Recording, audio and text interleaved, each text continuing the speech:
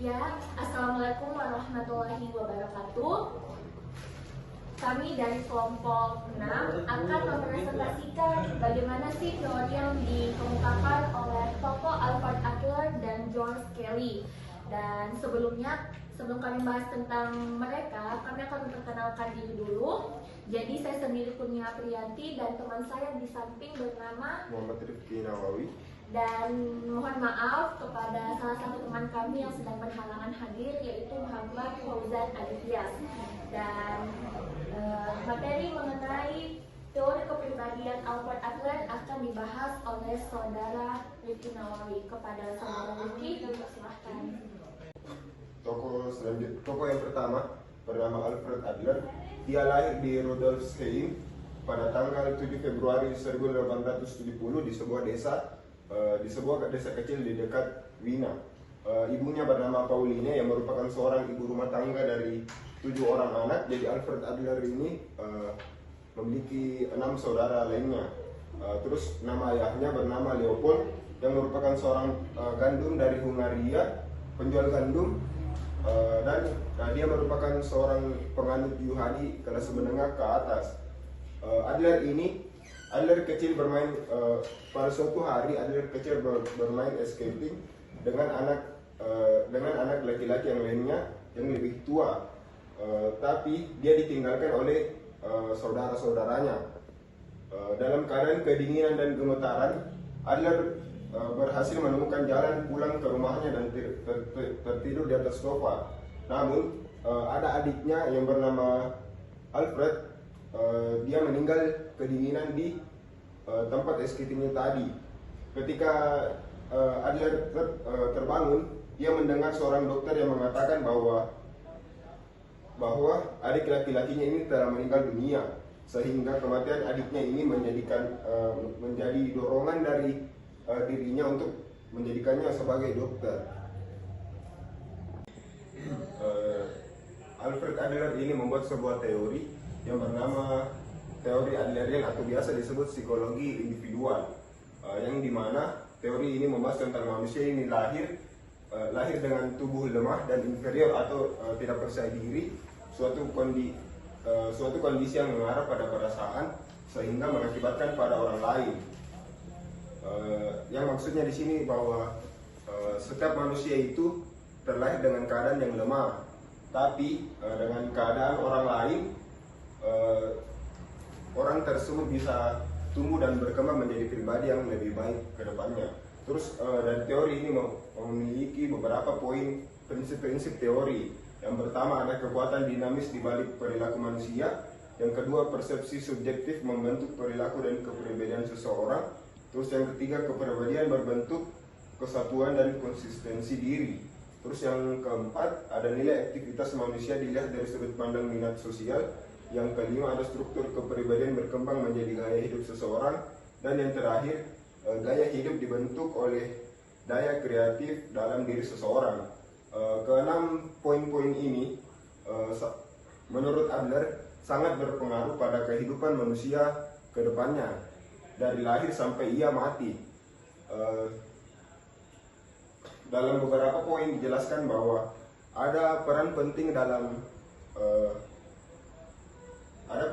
orang lain dalam tumbuh kembang manusia. Dari keenam poin ini dijelaskan bahwa ada yang disebut sehat psikologis dan ada yang sakit psikologis. Bagi orang-orang yang sehat psikologis, menurut Adler itu dia mampu menetapkan suatu tujuan hidupnya yang mempengaruhi gaya hidupnya dan kreatif dalam diri seseorang.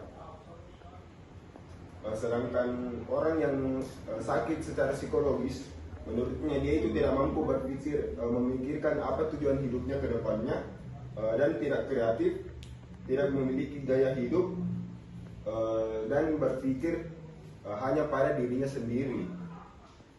Selanjutnya ada kritik terhadap teori Adler atau psikologi individual. Ada 3 poin penting yang menurut para ahli merupakan kritik pada teorinya. Yang pertama itu konsep yang sulit untuk dibuktikan atau disanggah. karena teori Adler ini didasarkan pada pengalaman pribadi Adler yang sangat kecil kemungkinannya terjadi pada orang lain. Terus yang kedua, ada banyak istilah yang digunakan dan tidak memiliki definisi ilmiah. Maksudnya di sini banyak istilah-istilah yang digunakan oleh Adler yang tidak terdapat dalam kamus psikologi. Terus yang ketiga, ada penulisan Adler yang kaku dan tidak teratur yang membingungkan penilaian teori. Poin kedua dan ketiga ini saling berkaitan, yang menyebabkan teori Adler ini sulit untuk digunakan dalam suatu penelitian. Oke, selanjutnya akan dilanjutkan oleh teman saya, Kurnia Aprianti. Oke, kita masuk ke tokoh George Kelly. Jadi George Kelly ini adalah salah satu tokoh yang mengemukakan teori kepribadian. Jadi George Kelly ini lahir di Perth tanggal 28 April 1905, dan Perth itu berada di sebuah pertanian di kota Kansas. Ibunya itu bernama Elfreda M. Kelly. Beliau merupakan mantan buruh, dan ayahnya itu Theodore Vincent Kelly. Jadi ayahnya beliau ini merupakan salah satu pendeta, namun saat itu ia berhenti dan menjadi seorang petani di Kansas. Jadi masa kecilnya Kelly ini, karena dia merupakan anak tunggal di keluarganya, akhirnya semua yang dia inginkan itu terpenuhi. Terlebih kedua orang tuanya merupakan orang-orang yang sangat berpendidikan. Pada usia Kelly di 4 tahun, keluarga mereka ini pindah ke salah satu kota yang bernama Colorado. Jadi di kota ini ayah beliau mengambil resiko besar. Ia menginvestasi banyak tanah yang tersisa di kota tersebut. Namun yang menjadi dampak negatif ketika mereka tinggal di Colorado itu ketika mereka kekurangan air, sehingga satu keluarga ini memutuskan untuk pindah kembali ke Kansas dan melanjutkan hidup di sana. Setelah itu akhirnya George Kelly ini mulai mandiri. Ia kemudian melanjutkan pendidikannya. Kemudian dia pernah pulang pergi dari Kansas ke luar negeri hanya untuk melanjutkan pendidikannya. Jadi George Kelly ini adalah orang yang mempunyai banyak minat, kemudian dia mempunyai banyak bakat, sehingga gelarnya itu bukan gelar psikologi saja, melainkan gelar fisika dan matematika. Makanya George Kelly ini dia terkenal telah menguasai banyak bidang seperti bidang pendidikan, ekonomi, sosial, bahkan psikologi. Pada saat ia ingin melanjutkan karirnya, akhirnya dia harus memutuskan saya harus di mana, dan akhirnya dia memutuskan untuk memfokuskan diri ke psikologi, dan dia memutuskan untuk melanjutkan psikologi, melanjutkan gelarnya PhD, dan memutuskan untuk kembali ke Kansas sebagai dosen psikologi.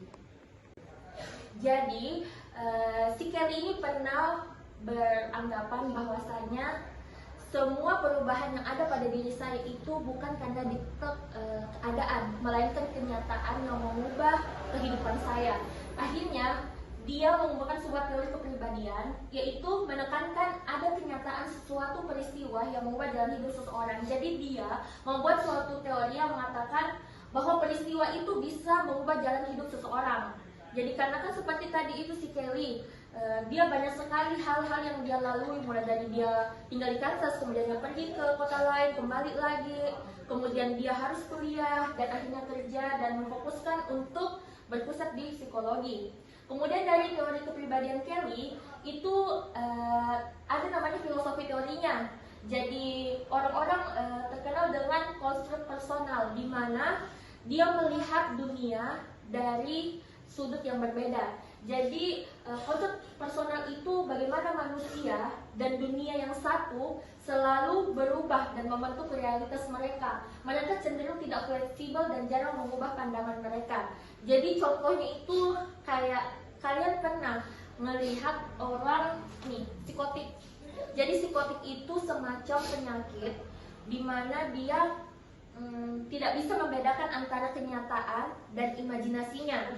Jadi ketika pasien yang mengalami psikotik dapat berbicara pada suatu hal yang tidak dilihat dilihat oleh orang lain. Jadi ini adalah gambaran dari teori kepribadian Kelly. Jadi bahwasanya peristiwa itu dapat mengubah hidup seseorang. Namun meskipun banyak teori kepribadian, maksudnya kayak teori kepribadian yang dikemukakan Kelly, ternyata itu tidak selamanya positif. Ternyata ada saja orang yang mengkritik teori yang dikemukakan oleh Kelly. Sebenarnya banyak kritiknya, cuman ini tiga poin ini menjadi poin kritik yang utama pada teorinya si Kelly. Jadi yang pertama kritikannya itu teori yang tidak terlalu terbuka untuk dikaji ulang. Jadi teorinya si Kelly ini tidak bisa dikaji ulang karena tidak terlalu terbuka. Jadi para peneliti atau para tokoh-tokoh itu tidak bisa mengkaji ulang bagaimana sih lebih lanjutnya ini teorinya George Kelly. Kemudian yang kedua, teori ini menghindari masalah motivasi, pengaruh perkembangan, dan dorongan budaya. Jadi si Kelly ini ketika dia membuat sebuah teori, dia tidak mendeskripsikan bagaimana memotivasi teori tersebut, bagaimana pengaruhnya, bagaimana perkembangannya, terus bagaimana dorongan budaya untuk teori ini. Dan yang ketiga, teori ini tidak mendefinisikan beberapa istilah yang digunakan secara operasional. Jadi teori ini banyak sekali istilahnya, tapi tidak bisa didefinisikan. Maksudnya apapun istilah yang dia lakukan, tidak ada definisi yang lebih rincinya, begitu. Jadi itulah teorinya si Kelly, bagaimana peristiwa itu mempengaruhi perubahan seseorang. Itulah tadi presentasi dari kelompok kami. Semoga apa yang kami bagikan dapat bermanfaat dan dapat tersimpan oleh kalian. Dan untuk sesi tanya jawabnya, kami persilahkan kepada masing-masing kelompok untuk memberikan pertanyaan di grup. Terima kasih. Sekian dari kami. Wassalamualaikum warahmatullahi wabarakatuh.